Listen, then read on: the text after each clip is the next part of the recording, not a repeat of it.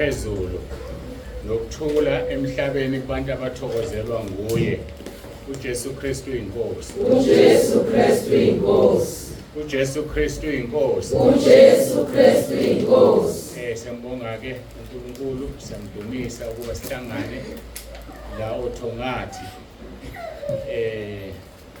Ngikhumbula ke silapha eDeepkloof noma lapha Road Lodge bethi abanye niwutho ngathi kubangwa lelo gama lokuthi abanye bathi abanye bawutho ngabanye. Angizungena ke lapho. Siyambonga ke uNkulunkulu ukuthi sikwazi ukuhlangana. Angithobekeke umama umfundisikazi uMaseko nobaba umfundisi uMaseko ukuyibona abasi hostile la ekhaya. Qala ngangizwe kuthiwa kusentabeni ngapha kwaMaseko ngani. Namhlanje alivelanga lelo ukuthi abasihostile la kwaMaseko. Asisho njalo ngoba osamukela akasihlukaniselanga namhlanje. Ngibingeleleke omama bonke, obaba, intombi nensizwa noSunday School egameni lenkosi.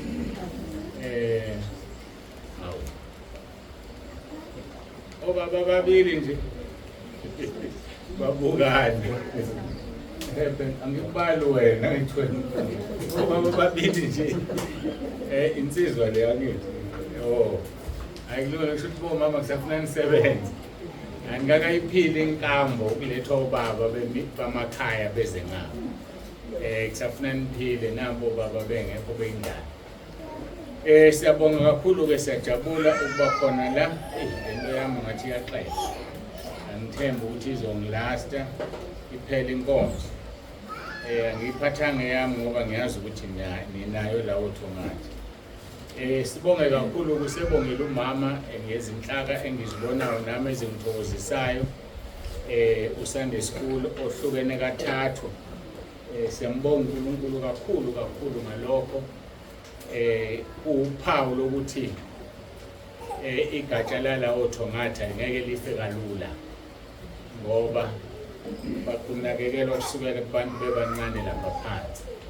Ngiyafisa-ke ukuthi ngoba ngirekhodwa nje ukuthi namanye amagatsha abukele la othongathi nabo babe uthongane bakwazi ukwenza izinto enizenzayo babusiseke. Siyambonga kakhulu uNkulunkulu ngalokho.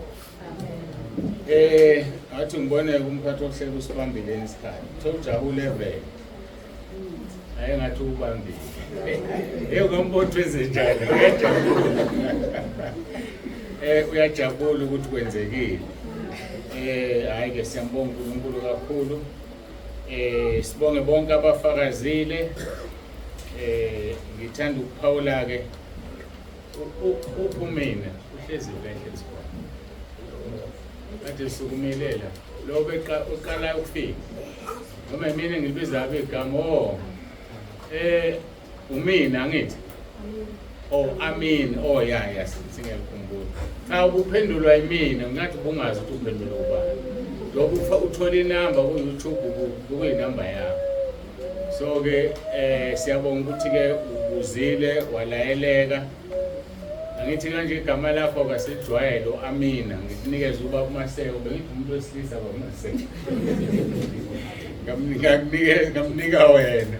Kanti ke indodakazi nje siyambonga uNkulunkulu kakhulu wamukelekile wothongathi usuwamukelwe yimina ke nami ngene wasothongathi mawamukelwe yimina ke abana chance ke abakwaMaseko noma bebengafuni ukwamukela sengikwamukele mina.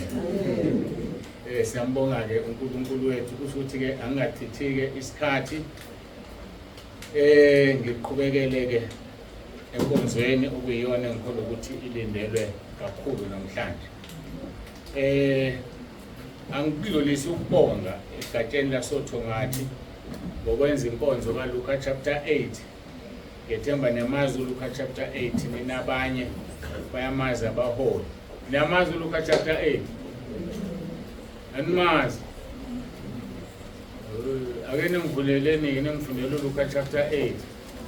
Ngicabanga ukuthi uverse 1 kuya ku3 noma uverse 1 kuya ku4 angisakhumbuli. uLuka chapter 8. Ngithanda ukuthi ngiwusho ngoba washo umfundisi wala ekhaya. Bona benza inkonzo uLuka chapter 8. Asazi kabanye ke bafuna ukwenza ubani bona. Ngokutshela ke ngoba sengiyavula nami ukuthi sizodina ku verse 3. Luka chapter 8 verse 1 ya 3. Ubani uzongifundela? Ngizofundela kanti ngiyibona.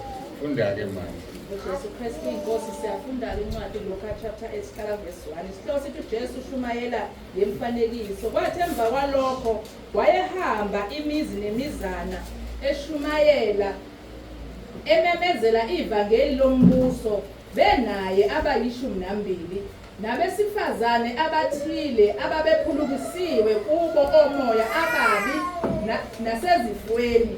uMaria obizwa ngokuthi uMagdalena owakuphume kuye amademoni ayisikhombisa 3 noJohana umkakhuza induna kaHerodi noSuzeni nabanye abaningi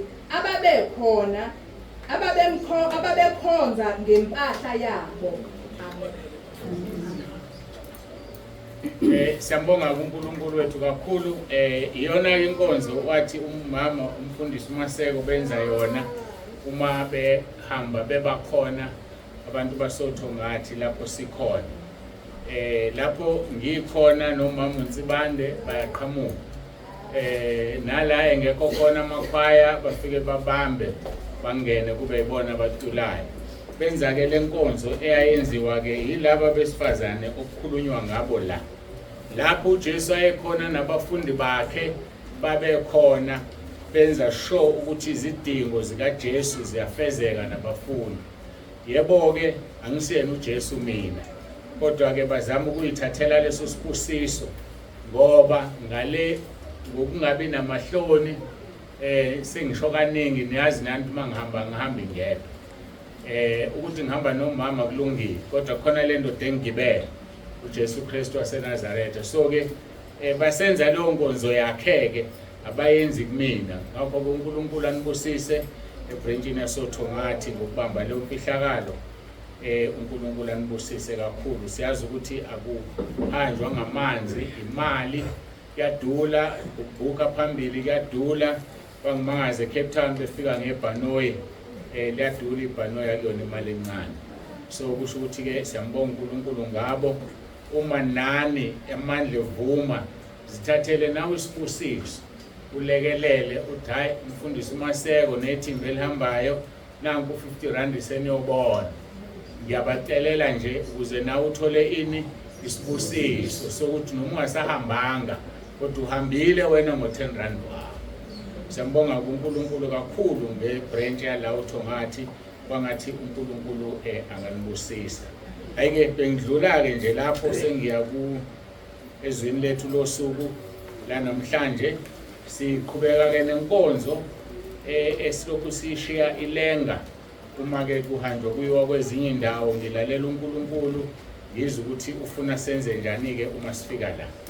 Siqedela ke noma ngasho ukuthi kuyaphela namhlanje kodwa siqhubeka nenkonzo esiqale ngayo unyaka, inkonzo yeEbenezer.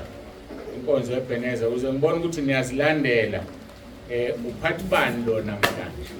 Ufuna isandla ngemfundo zokhuluma memeza. Ya SG Part 7.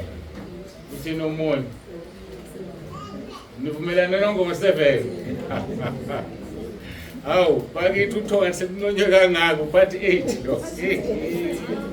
Awu, sekunconywe kangaka la ilahle kudileni Part 8 lo. Akuyena uPart 7. Asidluleke lawo ngoba ngeke sikubange. Ngididekile impela ayididekile this time around. Sizovula izwi lenkosi esizolithola Samuel uqala chapter 7 verse 12 kuya ku14. Samuel uqala chapter 7 verse 12 kuya ku14.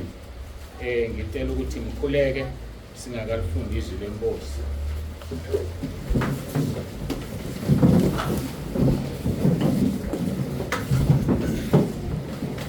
Babolungileyo babongcwele uNkulunkulu nomusa mdala weinsuku, siyazithoba phambi kobuso bakho. Akekho omunye esingamguqela ngaphandle kwakho nendodana yakho inkosi yethu Jesu Kristu nomoya oyingcwele ukuthatha ubunye bakho uNkulunkulu wethu. Siyabonga ukuthi usidinile sahlangana namhlanje kule ndawo owayikhethayo wathi ubeka igama lakho kuyo, indawo owayikhethayo kuba kuhlangana kuyona sizwe izwi lakho. Ngiyakhuleka ke Nkosi kuba ukhulume nempilo zethu, khulume uNkulunkulu wethu, nami ngihlale phansi ngilalele, usebenzise lo mzimba sizwe lokho siphathele khona moya ongcwele. Kube lona loyo khona busiseke ngokufika kwakhe, angazisoli ukuthi ukwazile ukufika. Siyakubonga ke Nkosi ngakho konke, sinqalekisa imimoya amandla obumnyama, thulisa inhliziyo Nkosi ukuba zilalele izwi lakho. Ngiyala wonke amadimoni awanasabelo ngathumela esihogweni ngegama lenkosi uJesu Kristu ophilayo. Mfafaze igazi lakho eliqosha imimoya phezu kwalendlu nangaphakathi yonke indawo naphezu kwaleli ikhaya lakwaMaseko. Ilembathisa inkazimulo evela kuwena Nkosi, ukuba akona wonke amakhaya akhona la ehamba nathi, kodwa lona libonakale liwukhanya, liyinkanyiso ezweni ngenxa yabanikazi bala abahlezi kulona ngoba bengukukhanya. Owasho usahamba emhlabeni wasekukhanya kwezwe, wathi umuntu akasokheli isibane sibeke phansi kwetafula, kodwa usibeke othini ukuba sibakhanyisele bonke abezwayo. Udumo lonke ke Nkosi sikunikeza wena. Ithi uJesu Kristu inkosi, uJesu Kristu inkosi, uJesu Kristu inkosi, uJesu Kristu inkosi. Amen.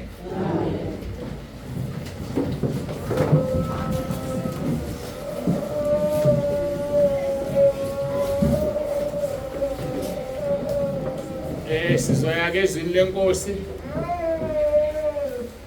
Samuel uqala chapter 7 verse 12 kuya ku verse 14. Ngazi umuntu omdala noma ingane lo. Umuntu omdala. Ingane. Okay, kulungile asidluleke. Kufundeka ke kanje uverse 12. uSamuel wathatha itshe walimisa phakathi kweMizpa neSheni waqamba igama lalo ngokuthi Ebheni Ezeri ethi kuze kube manje uJehova usizile ayesehlulwa amaFilisti wabe saphinda ukungena emkhawulweni kaIsrayeli. Isandla sikaJehova sasimelene namaFilisti zonke izinsuku zikaSamuel. Imizi amaFilisti ayithathile kuIsrayeli yabuyiselwa kuIsrayeli kusukela eKron kuze kube seGati. Umkhawulo wayo uIsrayeli wawuphula esandleni samaFilisti. Kwaba khona ukuthula phakathi kukaIsrayeli nama-Amori.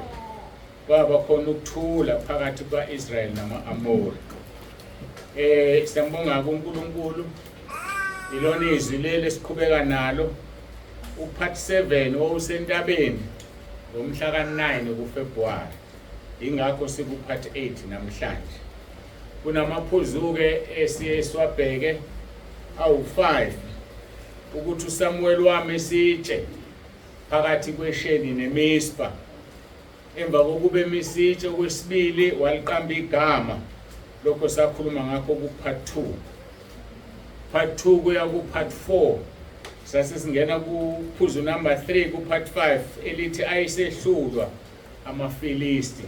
Into eyadala amaFilisti ahlulwe ingoba uSamuel waliqamba itshe igama ngoba laselinegama eliphezulu wonke amagama. Kusho ukuthi ke kupart 5 isaqhubeka nephuzu lesine nakupart 6 elithi imizi eyayidliwa amaFilisti yabuyiselwa kwaIsrayeli. Izinto ezidliwe ziyabuyiswa. Kwase kuba khona ukuthula phakathi kwaIsrayeli nama-Amori.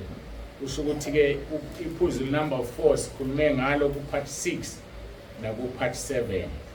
Namhlanje ke singena ephuzwini lokugcina elithi kwaba khona ukuthula phakathi kukaIsrayeli nama-Amori. Angazi ke noma sizokwazi ukungena ngokwami bekungaba inkonzo yokugcina upart 8 kodwa ngibona ngathi akuzokuba njalo.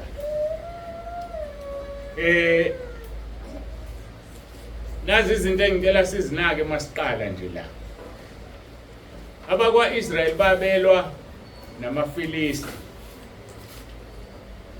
kodwa baba nokuthula nama-Amori. Ababanga nokuthula nabantu ababelwa nabo. Uthi uverse 13 ayisehlulwa amaFilisti zonke izinsuku zikaSamuel kodwa bazange babe nokuthula namaFilisti.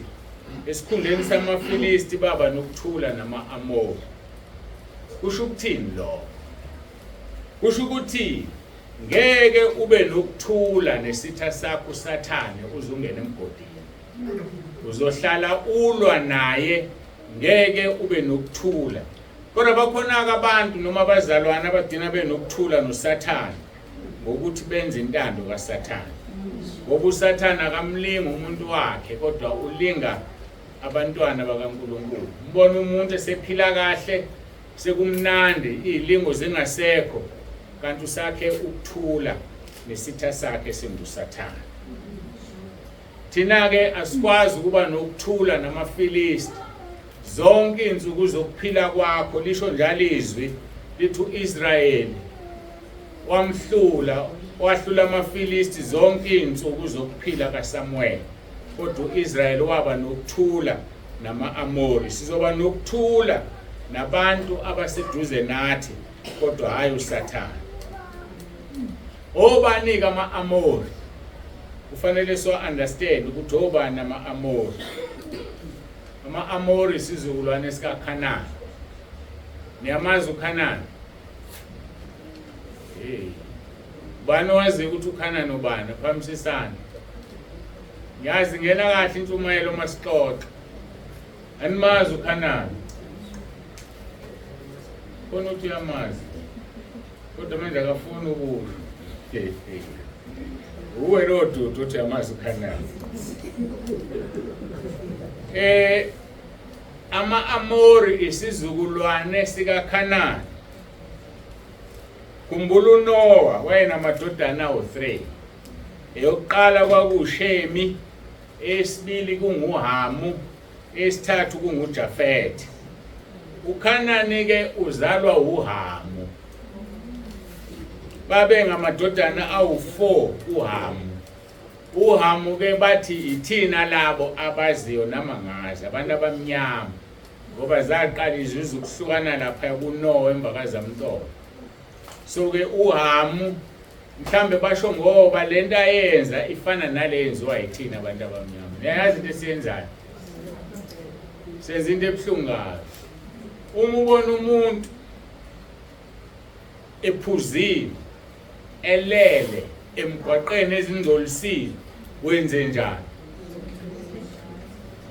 Wenze njani? Uyamhleka noma uyamsiza? Lokho aqala lapho isiqalekise sabe uNoah. uNoah wayephuzile edakiwe walala ngembethe enqunu. Wabonwa uHamu. uHamu embona uyise wamhleka wayotshela amadodana abafowabo ababili. Abafowabo lithi iBhayibheli beza bephethe ishidi noma ingubo behlehla nyova bethi ngeke sibone ubunqunu bukaBaba.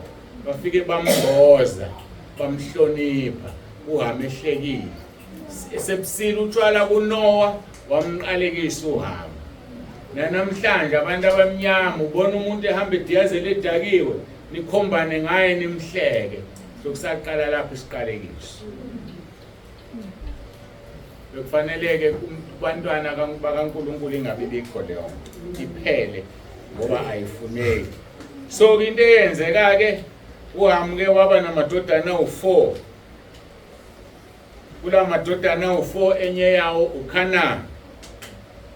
uKhanani wazala uSidoni izibulo lakhe noHethi.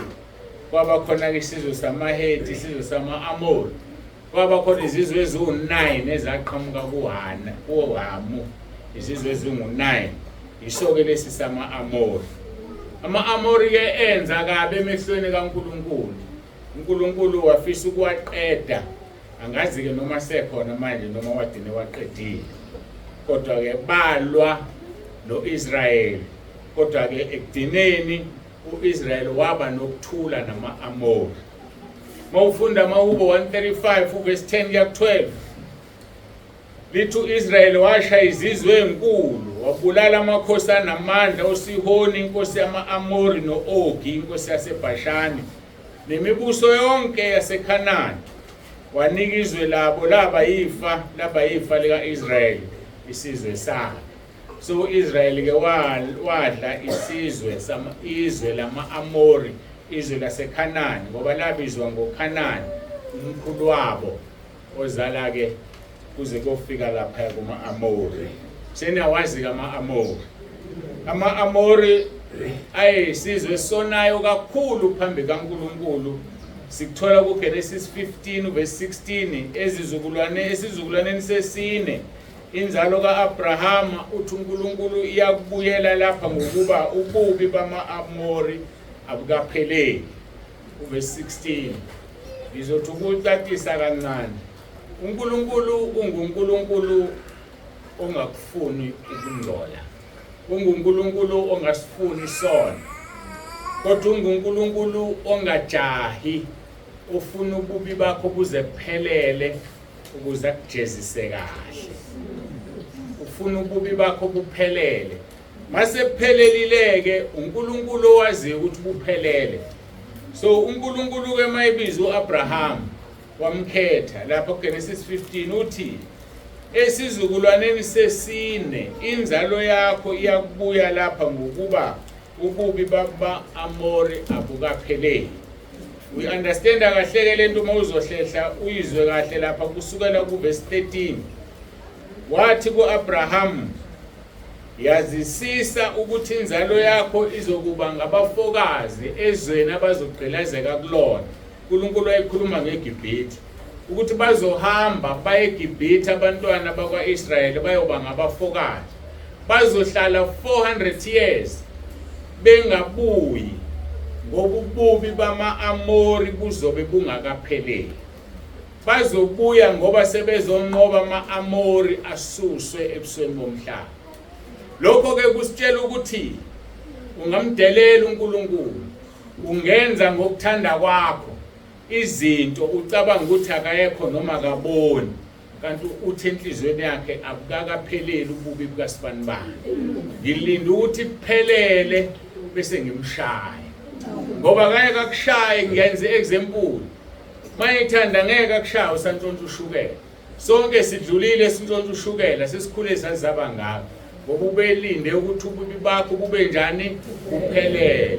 Kodwa ngomusa wakhe futhi bungakapheleli sasindiswa, sayeka umntshontsho oshukela nezinye izinto.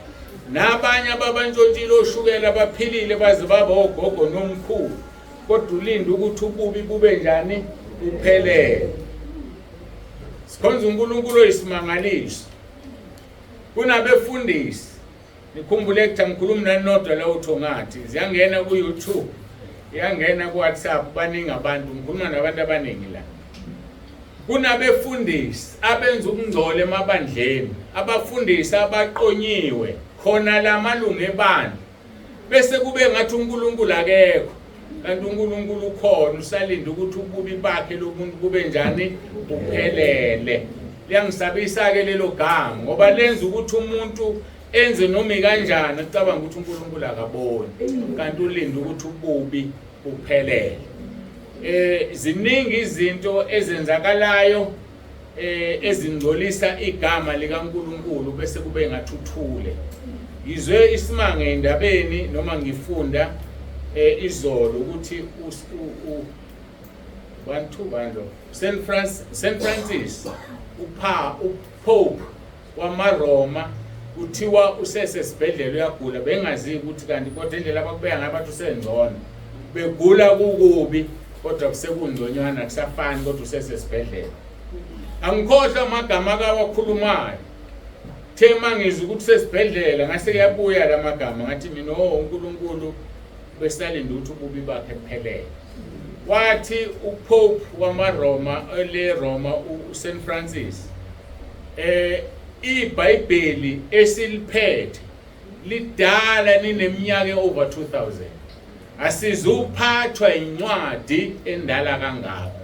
Yena uzobhalela khe iBhayibheli elizokhuluma ngabantu banamhlanje, ngoba sikwazi ukukhuluma ngabantu abangasekho 2000 years ago. Wayixabana noNkulunkulu mayisho njalo, kodwa ububi bakhe kusho ukuthi abukakapheleli. Lapho uyophelela khona uyozisola ukuthi wazalelwana emhlabeni, uyozisola ukuthi wakhulumelana lamagama. Enye into okufuneka sinake leyo masingabazalwana, ukuthi uyakhuluma ungazi ukuthi uNkulunkulu uyaloba, uNkulunkulu uyabhala. Ngike ngilinganiseke ngalento ukuthi uNkulunkulu ezweni lakhe usho uJesu uqobo lwakhe, onke amazwi ayize nowakhulumayo nozilanda ngawo ngosuku lokugcina.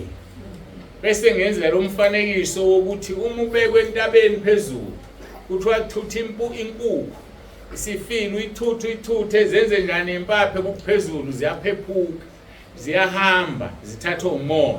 Uthi mawusuqedile kuqhamuka izwi ezulwini lithi zixoshe zonke lezi impaphe ngiyayifuna. Kunjalo ukukhuluma amazwi ayize. Abanye bayathanda ukuvela komabonakude, abanye bayathanda ukuvela ko YouTube. Izwi lenkosi kuJakobe chapter 4 verse 1 lithi ningabi ngabafundisi abaningi ngoba nyoba ngene kwahlulelweni okukhulu. Yabona njengoba ngikhuluma la ngingena ku YouTube, uma ngingakhuluma into wrong abese uNkulunkulu engisola, umbuzo uthi ngoxolisa kanjani kubo bonke laba bantu abangizwile na? Yilapho la ngikhona. Ngoxolisa kanjani ngoba mhlawumbe ubonile walalela, ngeke asayilalela inkonzo engiyoxolisa kuyona. Qaphela into oyikhulumayo, into oyikhuluma ku TV, into oyikhuluma noma ikuphi la unikezwe khona iplatform. Nakhona le nkundleni zenu zokuxhumana ninabo WhatsApp anhlamba nibaningi kangako qaphela into ekhulumayo ngoba ngelinye ilanga kuyokubiza ukuthi uxolise kubo bonke laba bantu awusabazi. Ngikhuluma ke ngoPope okuyombiza ukuthi uzangene ezulwini kufuneka axolise kubo bonke laba bantu athi lencwadi ifuna ukushintsha. Nane beningakwazi senikuzwe ngama ngithi uyokwazi uPope ukuxolisa inina akwazi ukuxolisa kimi nabanye abamuzesho njalo. Qaphelanike izinto enizikhulumayo ngoba uyothi uhamba kahle phambi kaNkulunkulu kanti khona into wayikhuluma ngelinye ilanga. Angazi ngikhulumelani le iyaqhamuka iyavela iyaqhubeka. Abesifazane bathanda ukuthatha izithombe zabo benqunu bayifake ko Facebook begqoka izinto ezifana nokuthi awugqokile. Busiyasindiswa uyaphenduka usindisiwe namhlanje. Mawake wazifaka lezo thombe zisekhona uyoxolisa nini kulaba bantu? Uyoxolisa nini kulaba bantu? Uzongena kanjani ezulwini? Yayibona ukuthi ithanda ukushuba yikho ngithi angazi ukuthi ngiyezwa nami ukuthi khona la sengiyakhona kodwa sengifikile. Izinto esizikhulumayo ko WhatsApp, izinto esizikhulumayo kuma Facebook, ukhuluma nabangani bakho, ukhuluma inhlamba, uzishutha wenza konke lokho ukwenza, ubhala amagama owabhalayo ongazange watisha noma ungawatisha namhlanje kodwa usabazi abawafundayo abakwazi ngaleyo awusabazi abakubuka yangcola imizimba yabo kwavuka inkanuko balala nawe. Uzongena kanjani ezulwini? Ngingolele nama ngazi bengayazi lento le kodwa ngiyashuba. So ke kubiza ke ukuthi umuntu azikhalele phambi kaNkulunkulu. Umuntu akhale kuNkulunkulu asebenzise indlela ezintathu. uJesu indlela neqiniso nokuphila akekho ozwezulweni ngaphandle kwakhe. Yena usinika indlela ezintathu ezikuye zokungena ezulwini. Niyazazi angithi? Bavuma kancane futhi abaningi abazazi. Indlela yokuqala yokuvuma izono. Le abantu abayibalekelayo abangayifuni. Ziyavunywa izono. Ubuyisane nabantu owonene nabo. Uhambe uye emantombazaneni owawashela. Nalala noma nilalanga ukushela nje kukodwa. Ngoba uqamba amanga. Abantu abaqomayo. Nalala noma nilalanga kufanele uyoxolisa kubona. Indlela yokuqala ukuvuma izono. La wantshontsha khona wenza izinto.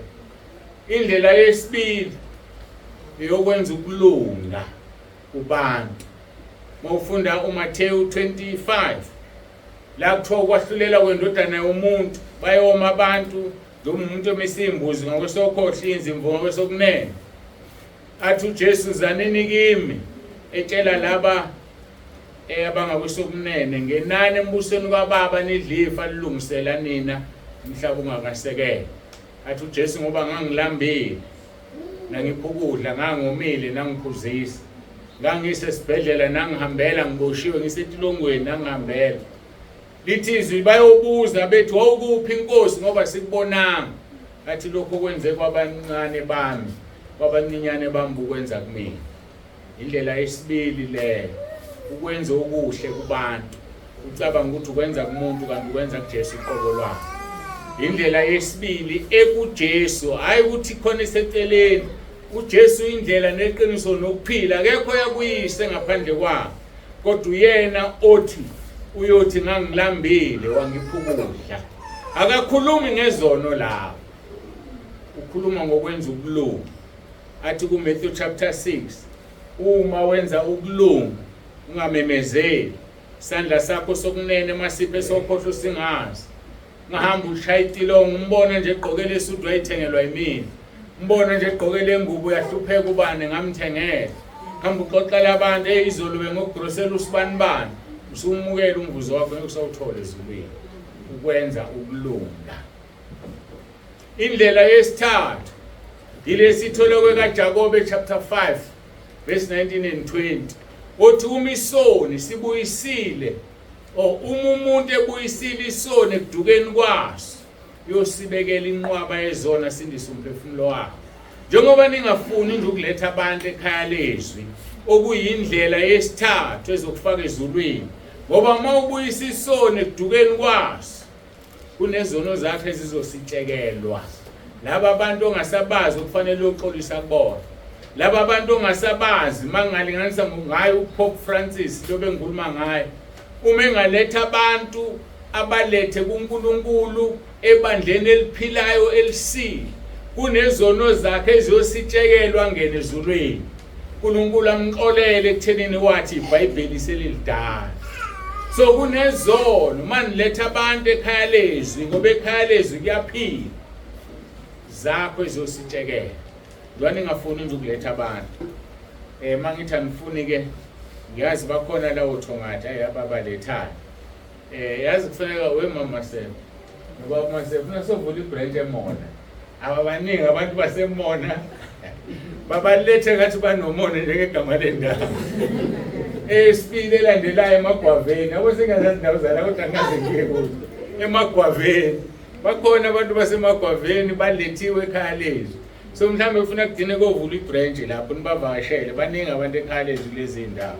So ke uma uletha umuntu endlini kaNkulunkulu noma ngasekhona ke ekhaya lezwi la kukhonzwa khona uNkulunkulu ngeqiniso, afika sindiswe akhonza uNkulunkulu umqhele wakhe ezulwini, kunezono zakho uNkulunkulu ayozisibekela. Ngakho ke sengimtshelile, vuma izono, yenza ukulunga kubantu, letha abantu kuJesu, uNkulunkulu uzokwenzela umusa. MaHebheru chapter 6 verse 10 lithi uNkulunkulu akayena ongalungile odla amandla abantu, uyakwazi okuhle nikwenzile kwabangcwele bakhe. Yenzani okuhle kwabangcwele bakaNkulunkulu uzothola umvuzo ezulwini. Siyahambisana kodwa? Amen. Manje ke ninenhlanhla ukutshela into imfihlakalo enkulu kangaka. Lethana abantu ningavilaphi. Khona abantu engazi ukuthi abantu babathola kanjani. Anoke nibuza nje wena ubathola kanjani abantu?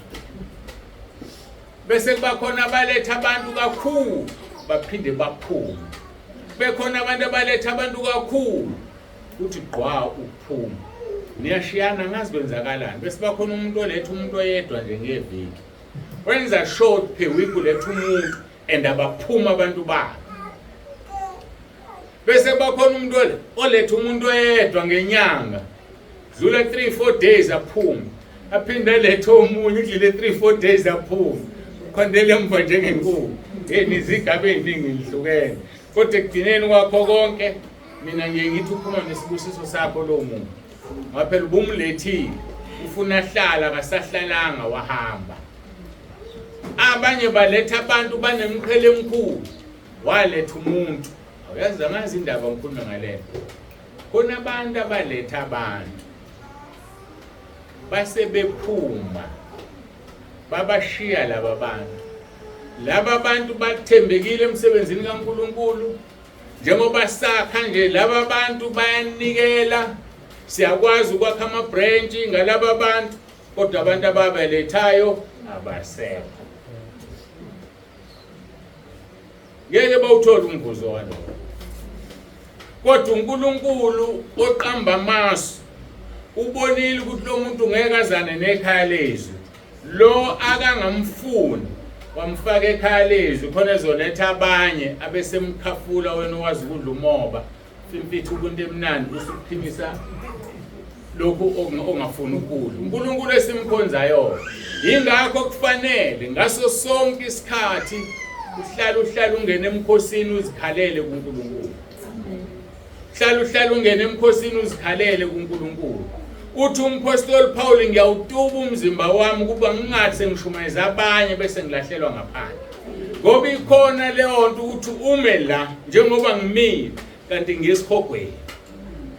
Nginithathe nonke nginifake ezulwini. So ngamanye amagama nami anginalo iqiniso lokuthi ngezulwini, kodwa ngiyawutuba umzimba wami ngizelulela kokuphambili ukuba ngingathi senginishumayezile bese ngiyalahlwa. So sonke sisempini, akekho kulula kuyena. Futhi kimina kunzima kunani nonke ngoba ngu-enemy number 1 kaSathane. Akangifuni. Uyazi ukuthi mayishaye mina ushaye wonke lo 9100 osekhaya lethu. Kanti mayishaye wena ushaye wena nalabo bantu abambalwa, mhlawumbe ushaye wena wedwa kuphela. So akanandaba nawe uSathane. Ufuna mina. Ngoba uyazi ukuthi mayisengishayile uqedile ngekhaya lethu. So ngiyayidinga imkhuleko yenu. Ngiyadinga nami ukuthi ngingathi hayi abantu abaningi abangako uyongicabangela akacabangelani uNkulunkulu. Hayi akacabangelani. Ukufaka ngobungcwele awuzudla izono ukuthi ucatshangelwa. Hayi uNkulunkulu siyafana sonke kuyena. Ngakho ke asisebenzeni silisebenzele izulu. Izulu liyasetshenzelwa. Ngikuphike nendaba yami. Ngakho ke uNkulunkulu wethu usithandile. Usithande kuqala. uNkulunkulu esithandela ukuthi sihlale kuye singasuki. uJesu uthi umsebenzi wakhe ukwenza sure ukuthi akalahlekelwa nawo yedwa phakathi kwethu. Akekho kufanele alahlekelwe uyena. Kodwa uthi akekho oza kuye engadonsiwe uyise. John 6:44. So sonke njengoba sila uNkulunkulu sithandile wasiletha endodaneni yakhe. Umbuzo uthi ke wena wenzani ngokufika endodaneni kaNkulunkulu na? La ke bengikhuluma ngaba kwaIsrayeli ukuthi uNkulunkulu uthe kuAbraham inzalo yakho kuze kofika kwizikulwane sesine izohlala ezweni ezothunjwa kulona iminyaka u400 sisalinda ukuthi kuphelele ububi bama-Amori besiyabuya. Isiphe isizathu esenza ukuthi uNkulunkulu avume uIsrayeli uthunjwe abaseGibhithe na? Ingoba abakwaIsrayeli babengenalutho babehlupheka. uNkulunkulu efuna baphume nengcebo eGibhithe. Mawulifunda izwi baphuma negolide, baphuma nezinto eGibhithe becebile benemfuyo ngoba babengenalutho ngesikhathi beyongena eGibhithe. So uNkulunkulu akanayo inkinga yokukwenza uyoba isigqila somewhere ukuze upheleliswe ukuze ucebe ngokwezwe. So okwethu thina masiphasi test sifana negolide uNkulunkulu alithatha lifake emlilweni ukuba licwengeke kube igolide eliquality. Kodwa ngokuhlukana kwethu sike sixoxe la umama ukayikhulumele ndo nami ngikhuluma ukuthi kunezikhathi ukuthi ngisawukhumbula nyaka mhlawumbe oku2012 2013 and 14 la sasike silale singadlile sidla isinkwa nesobhe ekhaya. Ngisanda ukusho kulezi insuku ukuthi sake saba nemoto ezu4 zashayeka zonke uNkulunkulu wayixosha zonke kwasala only 2 ngoba efuna ukuthi sibe yilento yena ifunayo hayi lefunwa yithini. Hayi le kusasa sizothi hayi mina nginokuthi kwami mina ngayisebenzela. Ufuna sibe nezinto esizothi sizinikezwe uNkulunkulu. Udumo luye kuyena. So abantwana bakwaIsrayeli bahamba bayothunjwa 400 years. Isizathu sokuqala ubububi bama-Amori babungakapheleli. Isizathu sesibili wayifuna babe nezinto zabo abazozithola mabephuma lapha yakufana. Ngisho noAbraham uqobo kwenzeka leyo nto. Nangu Abraham ethathe eshoniswe eGibhithe. Efike ethi uAbraham unkosikazi wakhe udadewabo uFaro eselungiselela ukumthatha walobola waqeda wakhipha ingcebo inika uAbraham. Uthe sekusebusuku uFaro esemthathile uSara wafika izwi lathi ungamthinti lo unkosikazi womuntu. Ngoba uNkulunkulu wayefuna uAbraham abe nemfuyo abe nezinto. Wavuka ekseni uFaro waya kuAbraham wathi unkameleni amanga wathi udadewenu lo sengizwile ukuthi kanti unkosikazi wakho phuma ninihambe akamphucanga ilobola eselikhiphile. Wathi phuma ninihambe la izweni lami. Inhloso kaNkulunkulu kwakuwukuthi uAbraham enze njani acebe. So uNkulunkulu ngeke avela kucebise. Khona indawo azokudlulisa kuze ezibhlungu okufanele wena uqine, okufanele wena uqine ube indoda, lisho njalo izwi lenkosi maKolose eKorinte lithi gqilani niqine nibe ngamadoda, not necessarily ukuthi abantu besifazane lize lisho lapha ngoba seGalatia lithi kuKristu akekho wesilisa nowesifazane, singabesilisa sonke singamadoda kwelikamoya. So uNkulunkulu ufuna siqine. So indlela siqinisa ngayo ingenzeka ingafani nekaJobe. NoJobe wamqinisa, wafelwa izingane zakhe zonke, watshontshelwa imfuyo yakhe yonke, waphinde washaywa ngamathumba wayohlala esangweni. Wesima uyifunda kahle indaba kaJobe, wajikelwa nawo umkakhe, wajikelwa izisebenzi zakhe, wajikelwa nabantu abagogobele emzini wakhe ngoba wayerich uJobe. Kodwa lithi izwi likaNkulunkulu Job 42 verse 10, uJobe wabuyiselwa yonke ingcebo yakhe lapho ekhulekela abangani bakhe. Asifunda ukukhulekelana ngoba kunezinto zakho uNkulunkulu azozibuyisa kuwe ngoba ukhulekela umakhelwane. Uye kuba ugovana ufele ufuna okwakho, ukhulekela izingane zakho wena, ukhulekela indoda yakho wena, ukhulekela unkosikazi wakho wena, awukhulekele nabanye abantu. Mawumkhulekela umuntu ungamtsheli ukuthi amkhulekele.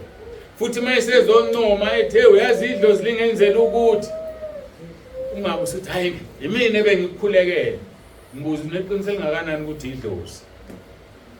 Mina ngizokutshela uNkulunkulu ukunikele lento, kodwa musuziveza ukuthi ubumkhulekela. Mtshele ukuthi uNkulunkulu musumcasula, uyena okwenzela izinto, musukuthi idlozi.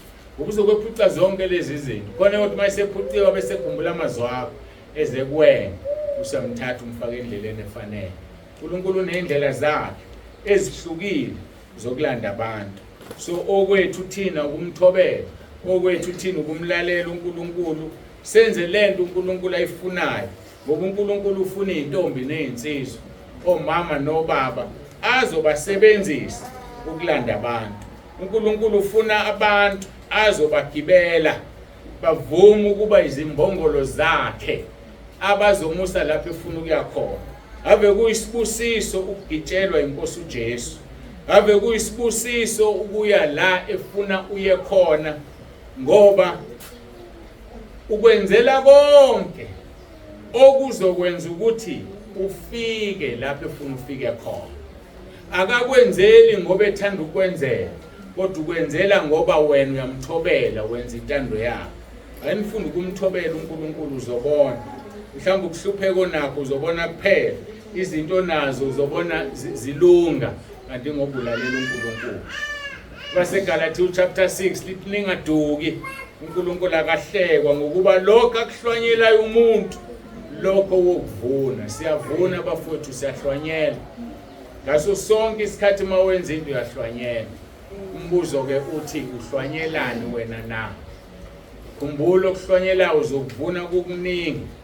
Lithi ke ningaduki, uNkulunkulu akahlekwa ngokuba lokho akuhlwanyela umuntu lokho wokuvuna. Verse 8 kaGalatia 6 lithi ngokuba ohlwanyelela inyama yakhe uzovuna ukubhubha kuyo inyama. Ohlwanyelela umoya uzovuna ukuphila okuphakade kumoya. So masihlwanyela sizihlwanyelela thina, kufana na uvuke emasimini akho uyozihlwanyelela wena into ofuna ukuyidla.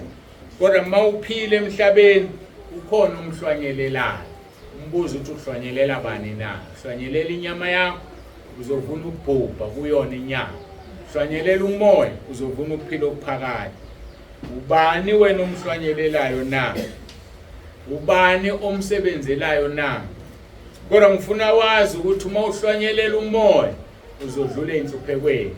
Uma uhlwanyelela umoya uzodlula ezilingweni. Kodwa uthi uJesu kanye nokulingwa ikhona indlela yokuphepha. Awuzulingwa kusale kanjani, kodwa uzowenza sure ukuthi uyaphepha. Mawufunda izenzo 14 verse 22, baqinisa imphefumulo yabafundi bebaluleka ukuba beme ekholweni, bethi simele ukungena embusweni kaNkulunkulu ngezinhlupheko eziningi. Uma uJesu wangena ezulwini wahlala ngakwesokunene esikayise ngezinhlupheko, nathi siyongena ngenhlupheko. Uma nje okwakho ukuphila kumnandi, okwakho ukukholwa kumnandi, hayi obhasopa uye ezulwini. Hayi ngeke impela ngawuye ezulwini. okwakho ukuphila yini kube mnandi. Kodwa ke kuba buhlungu ngendlela ezihlukene. Ayizihlukene indlela. Omunye ungambona ngathi uphila kahle kuhle kumnandi, awuwazi ama challenges akhe. Yazi ngiyengibone lenkonzo angifake kuyo uNkulunkulu. Yazi kunenkonzo ngihlale ngisha ngifake kuyona. Last year itha 239 days omkhosi. Kuthi udla kukhona kumnandi. Bayathenga labo mama. Khona ngisho ice cream. Zibekiwe izinto. Kodwa manje ukhumbule ukuthi mina nginenkonzo enginikile. Nginenkonzo. Yabona njalo kuyafana nje ngoba nganitshela ukuthi mkhule every week kufanele ngingene emkhosini. Ngoba mangihamba ngiya la ngiyakhona ngayile emkhosini, uSathane uzongishaya. Nokuthi ngisamile ukudela izinto zomhlaba, ukudela ubumnandi. Kube nezimo sibuye sakhe lapho uhambe edrobheni, uyafika edrobheni banuka KFC, ziyanuka lezi zinto, kodwa kuphwena usemkhosini. Yayibona lo. So ungayifisi mina yami impilo, eyami inzima kabi. Umuntu othanda ukudla, hayi ungafisi ukuba yimina. Hayi ungakufisi. So ke ngizama ukuthi omunye ukuthi odawu babunsibanda akahlupheki, uhlalela indingo zezabantu, abhekane noWhatsApp kuphela. Kanti nami nginalezi zami izimpi. Wonke umuntu nani unezimpi zakhe. Ngoba ngeke singene ezulwini ngaphandle kwenhlupheko. Angeke singene ezulwini. So ke hlala wena kuNkulunkulu ufuna intando yakhe, kodwa wazi ukuthi intando yakhe ihamba nani nama challenges amaningi ozobhekana nawo okufanele unqobe. Ithalento le iyathamba. Inginika i-challenge lento Baba Maseko. Ngizothi Baba Maseko ngisho ukuthi Mama Maseko. Ngoba Baba Maseko onamandla. Onamandla ngisho lawa ke enyama. Ngazi ke kumoya uNkulunkulu wazi ukuthi ubani onamandla. Ngakho ke sonke uma ufunda amaHubo 34 qala ku verse 17 lithi izwi lenkosi abalungileyo banezinhlupheko kodwa uJehova uyabakhulula kuzo zonke, alaphulwa nelilodwa lamathambo akhe. And uprovile kuJesu lengesiphambanweni kuthe selengile u6 hours kwase kuzofika amasosha ezoba-check nezelelesi ukuthi basaphila yini. Bamthola ukuthi uJesu usethule. Izelelesi bazephula imlenze. uJesu awephulwanga ngoba uthi kulungileyo wakhe alephulwa nelilodwa ithambo. Abanye sebekuzwile bayakubona ubufakazi, bangena engozini abantu basekhaya lezwi zemoto baphume bengenamyoli ngoba lephulwa nelilodwa ithambo lolungileyo. Ngawuthola umhuzukwana lapha nalapha kodwa simi ngethambo, alikho ithambo elizokwaphulwa. Ngakho ke asimkhonzeni uNkulunkulu. uNkulunkulu ke akahlekwa, lokho okuhlwanyelayo uzokuvuna. Uma ke singabantwana bakaNkulunkulu senzelwe umusa, sizindlalifa zikaNkulunkulu. Zikhona indlalifa mhlambe kini, mhlambe bashonile abazali bakulwisa ngefa, badina ulidedela ubona ukuthi uzofa, bafuna ukubulala, noma wena ozamela usubabulala ubona bafuna ukubulala, mhlambe unawo izihlobo zakho nje wayibulala ngenxa yefa. Kodwa masingabantwana bakaNkulunkulu sizindlalifa zefa elingabangwa. Siyona silana isibancane kabi, lisanele sonke. Mawufunda izwi lenkosi uRoma chapter 8 verse 17 lithi uma ke singabantwana sizindlalifa, futhi izindlalifa zikaNkulunkulu, izindlalifa kanye noKristu. Kuyisibusiso nje ukuba indlalifa kaNkulunkulu. Kukodwa kuyisibusiso ukuba indlalifa yakini kuthiwa indlalifa yakini. How much more ukuba indlalifa yezulu? Ezulwini ingunaphakade sizoyiphila. Uma indlalifa yezulu ke kuhle kangakanani. Bese lithi uyindlalifa kanye noKristu. Uma indlalifa nenkosi uJesu yahlupheka kangaka, yashaywa yafelwa mamathe yafaka umqhele wameva uthi uyindlalifa kanye naye. Sithathe kancane lento. Ungakuthathi kancane ukukholwa. Yiba serious ngokukholwa. Njengoba abanye bengigxeka kuthiwa lo muntu is too serious ngokukholwa. Hayi angikwazi ukungabi serious. Ngoba impilo yami le kwelizayo okufanele ngiyilungisele ngisela. So yibani serious ngokukholwa. Uma kunezwe elincane lithi lento wrong iyisono, usuzikhohlisa uthi hayi isono. Hlukana nayo lize lithi kwabaseThesalonika dedani kukho konke okubonakala kukubi. Awudedi kokubi kuphela but nakulokho okubonakala kukubi. Suka kukho ukuze ungakhuba abantu, ungabalimaza abantu becabanga ukuthi wenza into embi kanti hayi awenzi into embi kodwa ibukeka iyimbi. Lithi ke sizindlalifa kanye noKristu uma phela sihlupheka kanye naye ukuze siphiwe inkazimulo futhi kanye naye. Awucabangi inkazimulo uJesu mayeyinikwa ayinikwe kanye nawe. Yebo ngeke ilingane ngoba yena uyindodana kaNkulunkulu. Kodwa nje ukuyoma noJesu. Ake ngilinganise uma kuthiwa niyafunda sekuyi graduation nishaya ulayini nimbetha amajazeni ninikwa igqoko. Uyabona lento enhle enibuka lapha phambili yenzeka. Angazi kuyoba njani mase sinikwe inkazimulo. But for the fact ukuthi ngobe nginoJesu uqeda yonke into. So ke bekufanele simthande lo Jesu simkhonze wasifela. So kuyindlalifa kaNkulunkulu, uyindlalifa kanye noKristu. Bese lizothi ukuze siphiwe inkazimulo futhi kanye naye. Angeke ayinikwe yedwa kodwa uzeyinikwa kanye nathi. Bantwana bakwaIsrayeli kwadingeka ukuba babe izigqila iminyaka engamakhulu amane ezweni ongesilelabo ukuze baphume nengcebo. So thina akekho umuntu ophila 400 years. Siphila less than 100 years, mawuphila uNkulunkulu ufika 100. Kodwa lithi izwi lenkosi kuba usizi okusuku sokhudulwa ngesikhumba mawuyisikhumba usukuhamba kabuhlungu ngasabona emehlweni but ekugcineni kwakho konke bagqilazeka 400 years ukuze bathole ingcebo. Thina okwethu iminyaka embalwa sigqilazekile phansi kwesithe esinguSathane kodwa sibe sikhululekile emphefumulweni ukuze sithole indebo yasezulwini. Ibuzileke ngathi wena uhlwanyelela bani na? Ubani omsebenzelana? Lithi izwi lenkosi amaHubo 126 abahlwanyela ngezinyembezi verse 5 and 6 bayovuna ngokuthokoza. Hlwanyela ngezinyembezi. Ngeke ngahlala ke maphakathi nezwe lapho khona isithwathwa iweather yakhona iyashintsha ngempela ngezinto eziningi. Kodwa kukubiza ukuthi noma ngabe iweather ithini makuyisikhathi sokuhlwanyela phuma uyohlwanyela. Makuyisikhathi sokushumayela shumayela kuyisikhathi noma ngesiso. Makuyisikhathi sokufakaza fakaza. Bafakazela abantu osebenza nabo. Bafakazela abantu ofunda nabo esikoleni. Fakaza ngoJesu la ukhona. Ngoba uthona amahloni ngami phambi kwabantu nami ngiyoba namahloni ngayo. Ngakho kabahlwanyela ngezinyembezi bovuna ngokuthokoza. Ohambe ekhala izinyembezi ephethe imbewu yokuhlwanyela uyakubuya ngokuthokoza ephethe izinyanda zakhe. Uverse 6 weHubo 126. Kuba mnandi ngalelo langa. Kuba mnandi ngalolo suku.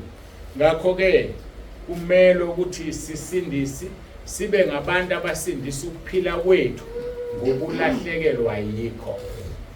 Ungabi nomina. Umzwili uMamsibandela uthi ngekhathi zakhe uthi umbheke ubonke eyithanda lo muntu. Kwahamba ke kwaphela ukuyithanda. Uyaqeda uNkulunkulu ukuyithanda. Afaka uwenze njani ukuthanda omunye umuntu. Hayi uqinisile. Ngalezi zakhathi zethu sasiyikhapula impela nje uyayibona nje. Eyaziwayo edumile masikhona kuleyo ndawo sasaziyo. Akushawa qeda uNkulunkulu wonke lo. Ngoba ufuna kwenziwe njani uphilelwe yena kwenziwe intando yakhe. Kuthi kuLuka 9 verse 24 ngokuba yilona lo othanda ukusindisa ukuphila kwakhe uyakulahlekelwa yikho. Yeke ukuzithanda, yeke ukuba nomina, yeke ukumelana nezwi likaNkulunkulu. Malithi asigqoke kanje asigqokeni kanjalo. Malithi asigqoke ezinde thina bo besifazane zifake ungazehlisi kancane emva kwamadolo. ehlisa nje ufihla izitho zakhe ezinhle sebakuncoma bathi unazo ezifihla igqoka into ekudedele ungabonakala ukuthi ume kahle andiwancane kwathi ume kahle fihla lokho kuma kwakho kahle ngoba ikona lokho okulimaza abantu okuzokwenza ungangeni ezulwini ikona lokho ke so asilenze nje izwi ngesinye isikhathi kunzima kabi ukulenza mina ngeke ngikhohlise ngiwumenzi walo kodwa kunzima ukwenza izwi ukubiza ukuthi uwazi ukuthi ulenzelani ukubiza ukuthi ubeke umqhele phambi kwakho ubeke ubizo olubiziwe wathi umpostoli Paul ubizo lwaphezulu ubizo oluyisimangaliso angeke akudedela angeke aphunyulwe lona ngoba kubiziwe noma ubani and kwababiziwe futhi akubona bonke abakhethiwe usangabizwa kanti awukhethiwe njengobani njengoJudas Iscariot Jesu wambiza uJuda ngoba khona abantu abanobizo olubuhlungu uJuda wabizelwa ukuzokhaphela uJesu ilonto ayizelayo kodwa ngoba isikhathi singakafiki wanikwa amandla wathunywa nabapostoli wakhulekela abantu basinda washumayela wayenza yonke into eyenziwa abanye sasingakafiki isikhathi abizelwe sona so beqikelela ukuthi ukubizwa kwakho uyakhombisa ukuthi ukhethiwe ngoba uma ungavezi ukuthi ukhethiwe ukubizwa kwakho kophenduka izeleze kophenduka into engenamsebenzi ngokuba kuyokumsiza umuntu umezuzile ize lonke yena uqoba lahlekelwe noma alimale na athi verse 26 ngokuba yilona loyo onezinhloni ngami nangamazwi ami ngaye lo indodana umuntu yakuba nezinhloni lapho iza ngenkazimulo yayo nekayise nezingilosi ezingcwele kepha ngimtshela isiminya ukuthi bakhona abanye kwabemi la abangayokuzwa ngempela ukufa isho ukuthini lelo verse khona abantu abangeke bakuze ukufa azothe ilalele nje aphaphame sesezulwini nala ekhaya kuthi awusibana avuki namhlanje bethi bafika bamthole abantu akagulanga akwenzekanga lutho uvele wahlwithwa bakhona abahlwithwayo bakhona abadlule eguleni azibone na ukuthi ngiyahamba ngithi unenhlanhla ke mina umuntu ogulayo ngoba uyazinuka amakhwapha elungisa impilo yakhe ukunokuthi uvele uhlwithwe nje uphaphamisa usemalanga benesihogo kungasekho ukubuya emhlabeni usisiweke mawuzohlwitha uphaphamisa usebumnandini namhlanje ke sikhulume kakhulu ngama-Amori nabantwana bakwa-Israyeli nangokuhlwanyela siyakhuluma ngomphumela wokuhlwanyela ngezinyembezi uhamba uphethe imbewu ukuthi uNkulunkulu uzokuvuza uzobuya uphethe inyanda kuhlwanyelwa ke ngendlela eziningi yikho ngincomile sisaqala ukuhlwanyela lokho kwenziwa ibranch yasothongana ukuthi abazalwane bala nomfundisi wala basiphelezele lapho siyakhona ayikho into ebuhlungu njengokuma phambi kwabantu uthi uyabheka khona ukubodwa ubuso baziyo ngaphandle kwalo hamba naye kodwa kuba mnandi uthi uyabheka unamba abantu engibaziyo namba abantu engibaziyo uthi mawumile uze ukuthi bakuthwele ngomkhuleko obukuma phambi kwabantu akuyona into elula aya ngikhuluma ngokwesaba ukwesaba usakuthatha uNkulunkulu angisabumuntu kodwa isitha siyalwa so kufanele ke kube nabantu abakuthwele bese eduze kwakho bekubona yebo niyasithwala singekho kuhle futhi lokho siyabonga kodwa siyadinga abazosithwala sikhona uNkulunkulu ke anibusise nginethemba ke ukuthi ku part 9 sizogxila kakhulu ekuthuleni nama-Amori ngoba sesidinga singafike lelo phuzu ukuthi kwaba khona ukuthula phakathi kwa-Israyeli nama-Amori kwaba khona ukuthula phakathi ka-Israyeli nama-Amori engakutshena khona nje maHebheru 12 verse 14 lithi zamelani ukuthula nokungcweliswa ongenakho ngeke ayibone inkosi so mawungenakho ukuthula yazi ukuthi ngeke uyibone inkosi mawungenabo ubungcwele ngeke ungene ezulwini lithi ke zamelana ukuthula nabo bonke akangabibikho umuntu onento nawe angabibikho umuntu ozothi mawuqhamuka umbone eqala emoya bese ushintsha indlela ukuze ningahlangani ngoba ngelinye ilanga uzoshintsha indlela kanti uJesu okuloya muntu usumbalekele kuzokubiza ukuthi abantu udlule kubo and honor the man in that person, honor the God in that person. Sonke sakhiwe ngumfanekiso kaNkulunkulu. So noma ngabe umuntu wezwe ngihloniphela ukuthi uthe uNkulunkulu ungumfanekiso wakhe. Uthi ungumfanekiso wakhe, udlala usathaneke, uyaphuza, uyonke into ayiyona, kodwa phezulu kwakho konke ungumfanekiso kaNkulunkulu. Sihloniphaneni, sithandaneni, ukuthi uJesu masithandana simunye. Izwe liyokwazi ukuthi yena uthunyiwe uNkulunkulu. Kodwa mase singakwazi ukuthandana, sikhwebhana, sifelana umona, sidida izwe bese lithi ukukholwa niyakubona kuyini ukukholwa. Singcono thina esiphuzayo. Sixabana manje, kusasa sesiyaphuzisana, kusasa sesishiyelana ugwayi. Kodwa umzalwane amakholwa yokubambela igqubu kuze kophela unyawo. Ake sinamathelaneni, sithandaneni ngothando likaKristu, siphile impilo engcwele, simphilele uNkulunkulu. Iyodwa into ayiphilelayo uJesu mofunda kumaHebheru, uphilela ukusimusela. Thina ke siphilela abantu. Asiphileleni uJesu, asiguqe sikhulele.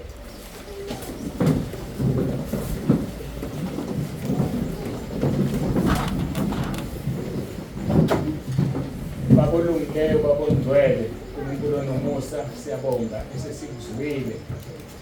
Ngaphandle kwakho Nkosi asilutho. Kusho njalo uPaul eholo umoya ongcwele kuPhilip chapter 4 verse 13. Wathi nginamandla okwenza konke ngayo ngiqinisayo, siqinise Nkosi.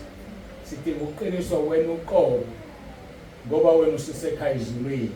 Nawe usahamba emhlabeni, ukhuleke eGetsemane, ithukuthuku zakho zabukeka sengathi singamathonsi egazi. uNkulunkulu Baba wathumela ingelosi yehla yaqinisa ngoba nayo yayisuka ezulwini. Ingakho ngithi Nkosi usezulwini, yehla uzosiqinisa endleleni yethu, usihole endleleni yethu, usibambe ngesandla sakho sokunene sokulunga njengoba ushilo ku-Isaiah 41 verse 10. Silizwe izwi lakho ukuthi singesabi ngoba wena Nkosi unathi. Siyabonga, sikunikeza udumo ngaso lesi sikhathi. Sibonga nje ukukhonza wena, sibonga umusa wevangeli osinikeze lona. Baningi balifuna, baningi balithanda, kodwa siyabona Nkosi ukuthi abangabakho uyabalanda nalapho izinto zibukeka zi-impossible kodwa ubalande. Sibonga Nkosi nalo mntwana esimbone efika namhlanje ethi uzwe nje ukuthi ake kangene ku-YouTube ayifuni inamba waba neqiniso ukuthi uzoyithola impendulo. Namhlanje ula ngoba umbizile futhi umkhethile. Kuzoba kuyena-ke ukuthi uyaqinisekisa ukubizwa nokukhethwa kwakhe na. Kodwa namhlanje umpruvele ukuthi uyamthanda. Namhlanje umpruvele ukuthi umfuna ezulwini. Ulotshiwe njengathi sonke. Namhlanje Nkosi uyasitshela ukuthi ulobile amagama ethu encwadini yokuphila. Ithina-ke sizobamba irabha enkulu, siwacishe alotshwe esifogweni. Ngiyathandaza Nkosi nanti ibandla lakho, lebranch yakho othongathi, namabranch onke asentabeni yendlu kaJehova kuyabonelelwa, namabandla onke lapho ukhonzwa khona ngeqiniso. Babiyele ubagcine balondoloze kuze kube usuku ozobuya ngalo uzolanda ibandla. Dumo lonke-ke Nkosi sikunikeza wena, siyabonga. Akekho ofana nawe, akekho njengawe esingamlinganisa nawe nesingamfanisa nawe. Wena unguNkulunkulu ezulwini, uNkulunkulu emhlabeni, uNkulunkulu phansi komhlaba. Izwi lakho lithakazanga bekhona uNkulunkulu ngaphambi kwakho, ngeke abekhona uNkulunkulu emva kwakho, ngoba ingaphambi kwakho alikho nengemva kwakho alikho. Ungokhona njalo njalo ingunaphakade. Sibonga umuso senzele wona ukukhonza uNkulunkulu onjengawe. Sisize sihlale kuze kube usuku lokuhlengwa kwethu, lapho sekuhlenga imphefumulo yethu, singene ezulwini sijabula sithekula njengamathole esibani. Siyabonga uJesu Kristu inkosi. uJesu Kristu inkosi. Amen. Amen. Ngiyabonga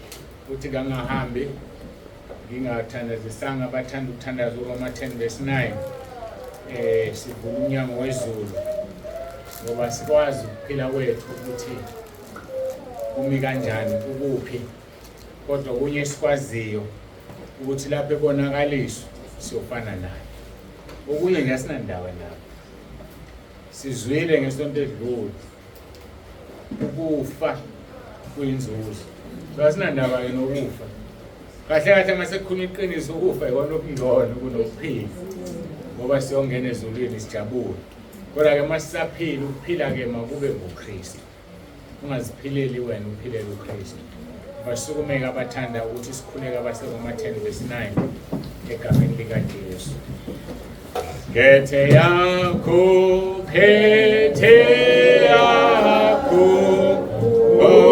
obindlela zimbi kethe yakho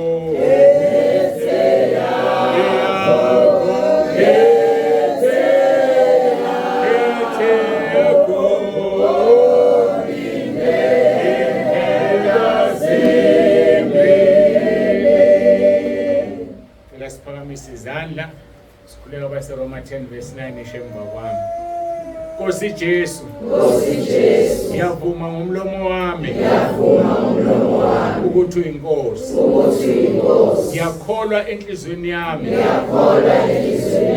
ukuthi uNkulunkulu wakuvusa Nkosi Jesu kwabafileyo ngiyakhuleka egameni lakho Nkosi Jesu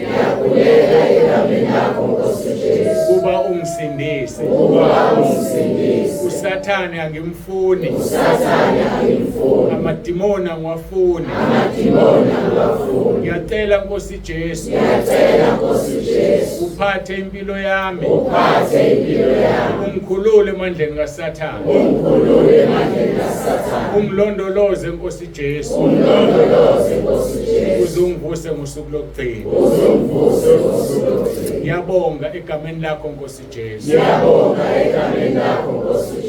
amen cela ukumkhulekela ke baba egameni lomfelo wethu Jesu sisithandazile Nkosi umkhuleko owakhulekwa iselelesi wathi namhla izoba nawe eparadise siyakubonga Nkosi Jesu ngoba kanye nokulinga uyasinika indlela yokuphepha kusisa kube ilona loyo uthandazile lomkhuleko umlondoloze Nkosi ahlale kuwa ngasuki kwenzeke uJohn chapter 15:7 othe masihlala kuwe namazwi akhe ehlala kithi socela sikuthandayo sikwenzele sidlule ekuceleni esikuthandayo sihlale kuwe namazwi akhe ahlale kithi sisingene ezulwini ngamasango yabakhulekela ke Nkosi ngikhulekela le branch nginikela kuwena ngiyacela Nkosi uyibusise uyibiyele nemndeni yabo Nkosi engekho la nemndeni yabo Nkosi engakholwa nezihlobo zabo ezingakholwa kwangathi ungaziwa Nkosi baphenduke